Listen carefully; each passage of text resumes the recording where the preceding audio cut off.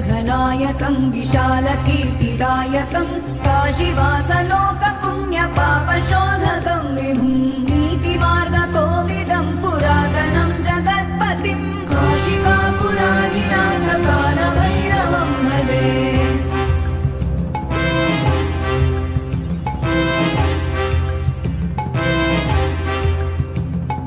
कालभैरवाष्टकं पठन्